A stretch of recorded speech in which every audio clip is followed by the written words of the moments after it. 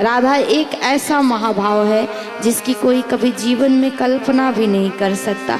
राधा नाम ही ऐसा है जिसकी कोई बराबरी नहीं कर सकता।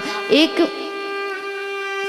भगवान स्वयं कहते हैं कि मैं इस राधा को समझ नहीं पाता, इस राधा के महाभाव को मैं जान नहीं पाता। इसलिए गोविंद ने उस महाभाव को, राधा के स्वभाव को जानने के लिए ही चैतन्य महाप्रभु के रूप में अवतार लिया था। स्वरूप है राधा रानी का, गोरे वर्ण के हैं, लेकिन आत्मा है गोविंद की। तो राधा के स्वभाव को जानने के लिए प्रभु ने, महाप्रभु के रूप में अवतार लिया था। ये राधा को कोई जान नहीं पाया है, ना कोई श्रृंगार है, ना कोई बाहरी सजावट है। सुंदरता है आंतरिक राधा में, ऐसा स्वरूप है, ऐसा स्वरूप है।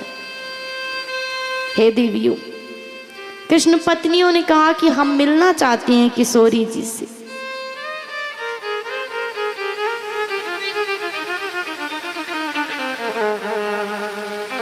भगवान के साथ उसी ने अपना निवास बना पाया है, उसी ने अपना भगवान को बना पाया है जिसने त्याग सीखा हो।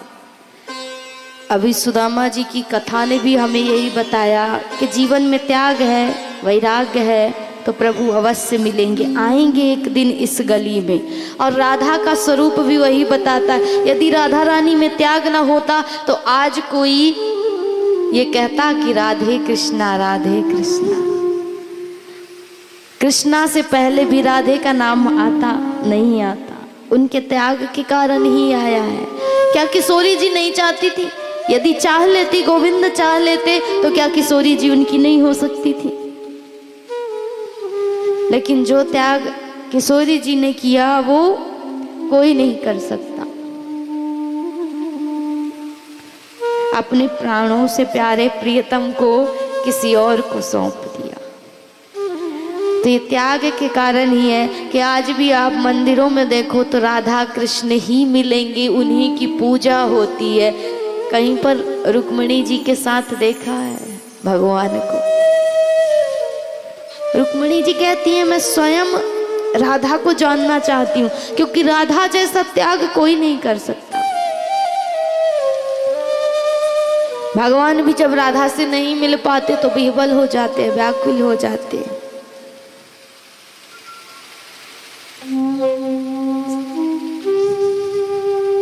गोपियों से पूछते हैं, सखियों से पूछते हैं कि राधा से मिलन कैसे हो। तब सखियां बताती हैं कि आप उनके नाम का जाप करो।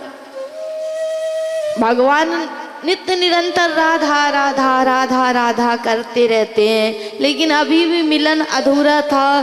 तब ललिता सखी ने बताया कि राधा कोई बाहरी वाणी का भाव नहीं है, राधा आंतरिक हृदय का भाव है गोविंद राधा। और इस मन से भजो उसे, इस आत्मा से भजो, तभी राधा तुमसे मिल पाएगी। तो राधा से मिलने के लिए, उसे जानने के लिए नित्य निरंतर वो प्रभु भी, जो इस ब्रह्मांड का, इस सृष्टि का मालिक है, वो भी उसके नाम को जपता है। आंखों से आंसू बहते रहते हैं, राधा राधा राधा राधा दिन रात करता रहता है। तब कहीं राधा उनसे मिलने आती है। तो देवियों, राधा कोई साधारण सी वस्तु या तत्व तो नहीं, राधा को कोई जान नहीं सका है। सुखदेव जी महाराज इसीलिए कहते हैं कि मैं राधा शब्द ही नहीं कह सकता। राधा शब्द में वो समाधि है कि जीवन में एक बार समाधि लग गई ना, वास्तविक रूप से यदि मन से, हृदय से, इस आत्मा से तुमने सत्य में राधा कह लिया और वो समाधि लग गई तो वो खुल नहीं पाएगी, क्योंकि राधा कोई बाहरी वस्तु नहीं।